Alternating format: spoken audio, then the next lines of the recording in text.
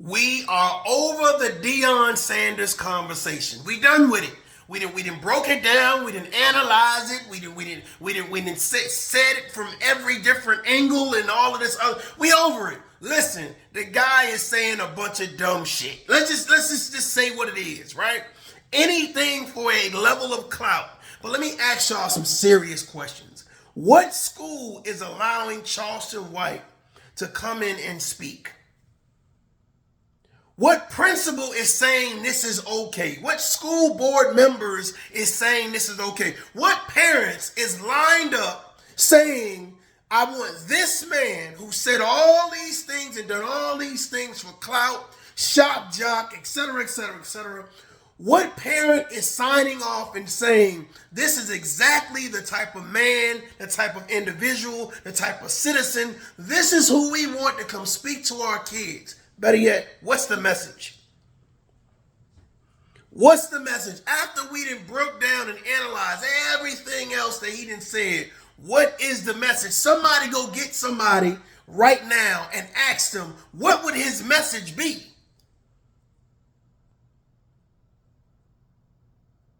Do as I say, not as I do? Shock jocking can get you a level of clout. Here's the thing. I know you all heard of the cliche statement, easy come, easy go.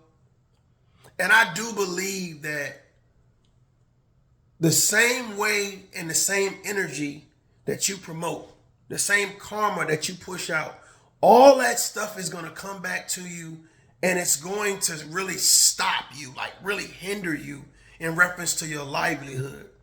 And I don't know why Anthony Dewberry, his homeboy, his ride or die, his ace boom coon, right? I don't know why he don't say, bro, you going too far. Like, I listened to a video that he was doing, and it's like Dewberry wants to hold everybody else responsible. You're emotional if you have concerns about why a grown man is threatening another man's kid. You're emotional. No, we're human. We're people with common sense and logic. We understand the validity of doing that, because now we're sending this message that now we allow a certain percentage of tolerance for men who want to hurt children or for children being hurt. And I don't understand why we make excuses for Charleston White. The only way I can think that we make excuses for Charleston White is if he's paying you off or if you need Charleston White. See, Dewberry, I peep what you're doing, brother. You need him for clout, right? This ain't even about a friendship right now. This is, I need you for clout because you can't stand on your own 2 feet. Because there's no way in the world anybody with common sense, anybody with type of some standards and morals would even affiliate themselves with that type of clown energy. But you defend it.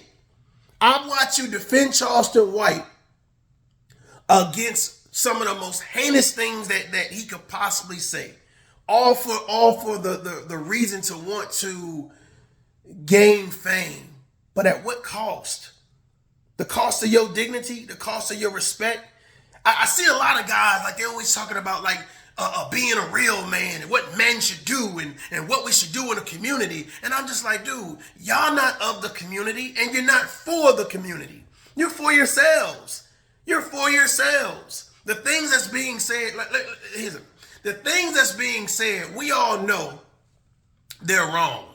But for some reason, like, especially when it comes to us as black people, we say, well, we know it's wrong, but because we feel a certain type of way about white people, we gonna let it slide. We know it's wrong, but because we don't really know that celebrity right there, so we gonna let it slide. We tolerate and promote the worst of the worst for an ounce of leadership. You're an activist. What are you advocating for? What are you trying to promote? Imagine how abused our community is to the point where someone could actually go out their way to do a bunch of abusive stuff, and we still love them for it. We still cheer for them. It sounds like some Stockholm syndrome. Like you love your abuser. You love the person that's really not good for you, but you love them anyway. And it's like we're kind-hearted to the wrong people. We have a tolerance for the wrong type of people. We uplift the wrong type of people. And I think this is my biggest concern with Charleston White. The fact that you talk about leadership. The fact that you say you want to stand in front of children and teach them and show them examples of this and that and the third. And I'm like, dude, do you think when you come online, you stop being an example? Do you think that when you're saying all of these other things that you're saying about men, women, children, and communities, that for some reason, you can throw a little bit of positive in there somewhere and we're just going to forget and forgive? You are a bad example. You are not a leader. All right? A lot of the things that you say promote a lot of clown energy. And I don't know why the people around you don't say anything, but I can almost understand that they're getting something from you, right? You are their meal ticket and you are being used as such, which is the reason why a grown man wouldn't say, hey, bro, you're going too far. You're doing too much. And I think that's what's happening is you've worked your way into a position with a few movies or a few deals here, et cetera, et cetera, et cetera. And you feel like you're on top of the world. And kudos to the things that you've been able to achieve. But bro, leave our kids alone. Shock jock your way into history, but leave our kids alone. You are not no activist. You are not no activist. You might have did a couple things when you first got out of jail just to save face with the court system, you know what I'm saying, or the judicial system, or whatever. But you are not no activist. All right? The people around you, zero activists, okay? You might have did something in the community every now and then, but bro, let me tell you something. You are about you are for you, and you are no good to our youth. And I'm going to be honest with you, real talk.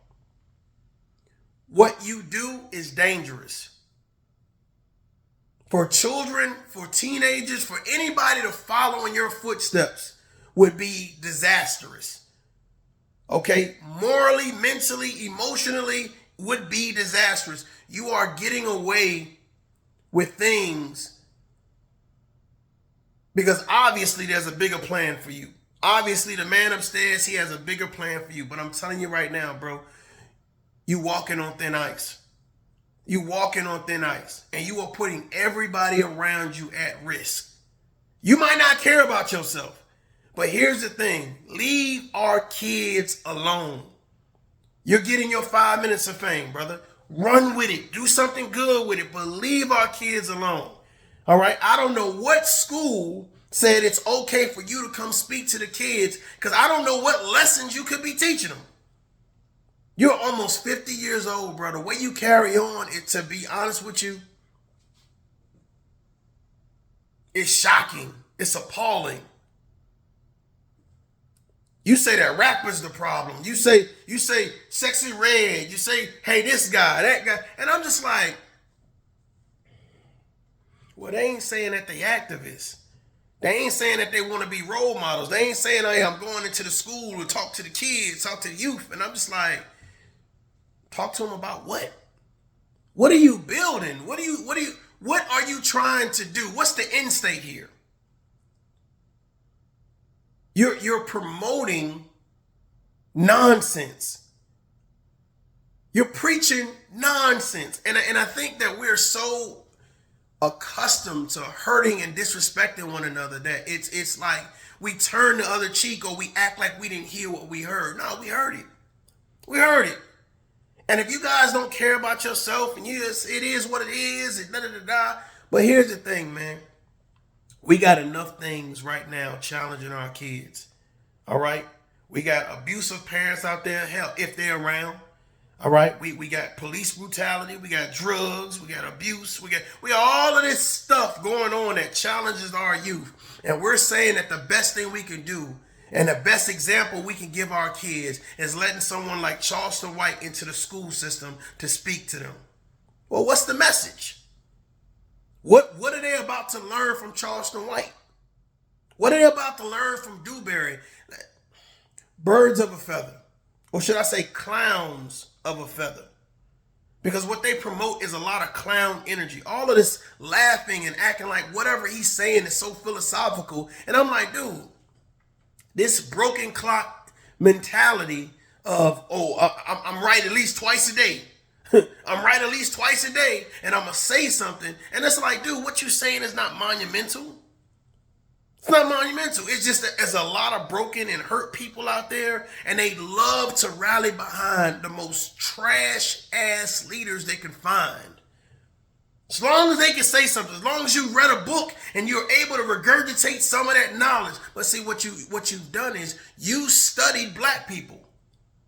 You studied black people, and you sat down in that cell and you had time to work on your speech. Time to package your hatred. And that's what you do, man. Every time you get an opportunity to speak, you promote hatred. Every conversation, every video, it's about, look at what I have, what you don't have, I'm better than you, etc., etc., etc. And here's the thing. You losing yourself. For a few dollars, you losing yourself. For fame, for fortune. And the thing about it is, brother, I'm going to be honest with you, man. At this rate, I don't even know if you're going to be around to enjoy it. You know? I don't even know if you're going to be around to enjoy it. And all the people that use you as a meal ticket, you know what I'm saying? I don't think once you're gone, bruh, you might get your name on a shirt. You know, you might get mentioned at a barbecue. But see, here's the thing, man. You know, your fame is gonna cost you. Your fame that you want is going to cost you. And I don't know why people around you are afraid to tell you. Maybe it's because you want, hey, you got a bunch of yes men around you. Maybe Dewberry is a yes man, you know, because he definitely is a turn the other cheek, man. When it comes to you, there's no standards or no morals when it comes to you, but he holds everybody else to a standard. Everybody else needs to be accountable except Charleston White. If you say anything to Charleston White, you're in your emotions, you're in your feelings, and you can't be concerned. You know, you can't be a real man or a real woman or none of that. You have to be overly emotional if you care about what, he just woofing. He just playing. So is that what he teaching the kids? Say whatever you want to say, and there's no consequences to it. But we know in real life there's consequences. We know you could say something to somebody and they blow your brains out. And if they can't get to you, they go get to somebody that you know, that's close to you. We know in real life that there are real life consequences. So running around like there's no consequences, we sending the wrong message to kids. We already got people feeling entitled right now. We already got people that don't respect authority right now, that don't understand love languages or how to communicate right now. So we're throwing in the mix another little thing like, hey, this is how you be a shock job. And everybody thinks, well, it's working for Charleston. But is it though?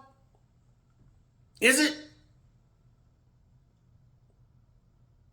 Somebody gave you a mic so you can spew hatred, so you can spew racism, so you can spew slander, so you can spew more division between people that's already divided.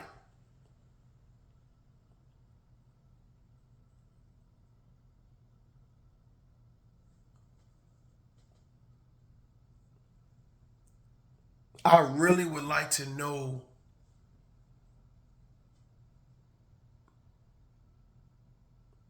is this what we're supposed to look forward to in the future?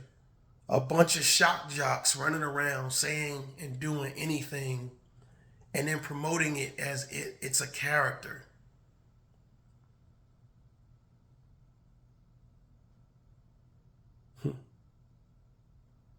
Something to think about. Thought up. Peace.